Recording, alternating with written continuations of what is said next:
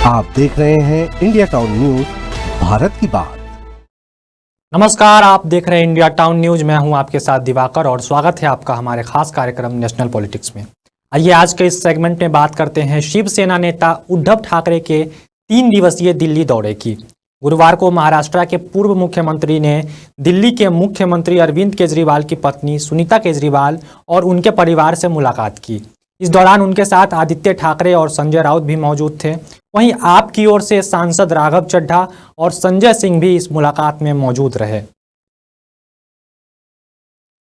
बता दें कि महाराष्ट्र में होने वाले विधानसभा चुनाव से पहले शिवसेना यूबीटी के चीफ उद्धव ठाकरे 3 दिवसीय दिल्ली दौरे पर हैं। उद्धव ठाकरे 3 दिनों के लिए दिल्ली दौरे पर मंगलवार पहुंचे थे। मिली जानकारी के मुताबिक आज देर शाम वे महाराष्ट्र लौट जाएंगे। इस बीच उन्होंने कांग्रेस, एनसीपी, टीएमसी, एसपी के नेताओं से भी मुलाकात की है। वहीं दिल्ली में मौजूद उद्धव ठाकरे ने बुधवार को मीडिया से बात करते हुए वर्तमान में चल रहे बांग्लादेश के घटनाक्रम को लेकर भी प्रतिक्रिया दी और कहा था कि जनता सर्वोच्च है और सरकारों को उनके धैर्य की परीक्षा नहीं लेनी चाहिए।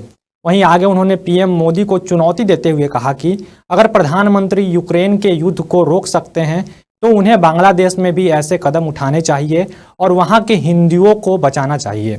साथ ही उन्होंने अन्य कई मुद्दों पर भी बीजेपी पर जमकर निशाना साधा।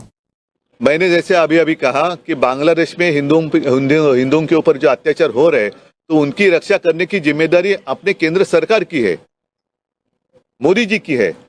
तो मणिपुर तो नहीं जा रहे, तो मोदी जी और अमित शाह जी बांग्लादेश अगर जा सकते हैं तो जाना चाहिए। अन्यथा वहाँ जो हिंदुओं के ऊपर अत्याचार हो रहे हैं उनको रोकना और वहाँ के हिंदुओं की रक्षा करना मोदी जी का काम है, केंद्र सरकार का काम है, हिंदुस्तान सरकार का काम है। इसी हिंदुस्तान सरकार में इंदिरा जी ने बांग्लादेश को आज़ादी दिलाई थी और उसी बांग्लादेश में अगर हिंदुओं के ऊपर अत्याचार हो रहे हैं तो उनको रोकना भी पूरा काम या पूरी जिम्मेदारी हिंदुस्तान के प्रधानमंत्री की है। वहीं गुरुवार को उन्होंने दिल्ली के मुख्यमंत्री अरविंद केजरीवाल की धर्मपत्नी सुनीता केजरीवाल से मुलाकात की। इस दौरान सीएम केजरीवाल के माता पिता भी मौजूद रहे। इस मुलाकात में सांसद संजय सिंह और राघव चड्ढा भी मौजूद थे। अरविंद केजरीवाल के जेल जाने के बाद यह पहला अवसर था जब उद्धव ठाकरे खास तौर से सुनीता केजरीवाल से मुलाकात करने पहुंचे थे। लोकसभा चुनाव के बाद उद्धव ठाकरे पहली बार दिल्ली आए हैं और बीते 2 दिनों में उन्होंने कांग्रेस समेत अन्य राजनीतिक दलों के नेताओं से भी मुलाकात की है। उद्धव ठाकरे के इस दिल्ली दौरे को कई मायनों में देखा जा रहा है।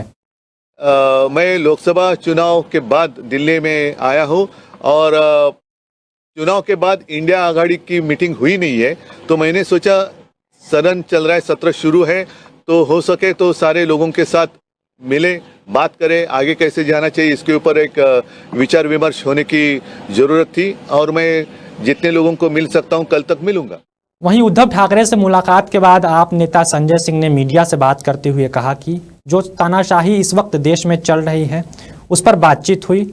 निश्चित रूप से विपक्ष की आवाज को दबाने के लिए सीबीआई और ईडी को हथियारे के तौर पर इस्तेमाल किया जा रहा है। इसलिए हम सब मिलकर सरकार से लड़ेंगे, मोदी शाह की तानाशाही के खिलाफ लड़ेंगे। मुश्किल समय में हम एक दूसरे के साथ खड़े हैं, ये विश्वास उद्धव ठाकरे जी ने सुनीता केजरीवाल को दिलाया है। इन सारे बिंदुओं पर बातचीत हुई और निश्चित रूप से विपक्ष के खिलाफ ईडी, सीबीआई सरकार का एक ऐसा हथियार है जिससे वो हम लोगों की आवाज़ को दबाना चाहते हैं, लेकिन हम सब मिलकर इस सरकार से लड़ेंगे, मोदी शाह की तानाशाही के खिलाफ लड़ेंगे। इसके लिए ये जो मुश्किलें आ रही हैं इसमें एक दूसरे के साथ सब लोग खड़े हैं, ये विश्वास उद्धव जी ने भाभी सुनीता केजरीवाल जी को और उनके परिवार को दिया। आपको बता दें कि इस साल के आखिर तक देश के 4 बड़े राज्यों में विधानसभा चुनाव होना है, जिसमें महाराष्ट्र भी शामिल है। इसी को मद्देनजर रखते हुए उद्धव ठाकरे लगातार इंडिया गठबंधन के सभी दलों के नेताओं के साथ मुलाकात कर रहे हैं। साथ ही ये भी कयास लगाया जा रहा है कि आने वाले कुछ दिनों में महाराष्ट्र में महाविकास आघाड़ी आगामी विधानसभा चुनाव के लिए सीट शेयरिंग का भी ऐलान कर सकता है। अब देखना दिलचस्प होगा कि महाविकास आघाड़ी की ओर से महाराष्ट्र विधानसभा चुनाव में सीएम फेस उद्धव ठाकरे ही रहते हैं या फिर इस विधानसभा चुनाव में किसी नए चेहरे को मौका मिलता है। आज के इस खास सेगमेंट में फिलहाल इतना ही। देश और दुनिया की बाकी तमाम खबरों के लिए आप देखते रहिए इंडिया टाउन न्यूज और मुझे दीजिए इजाजत। नमस्कार। आप देख रहे हैं इंडिया टाउन न्यूज, भारत की बात।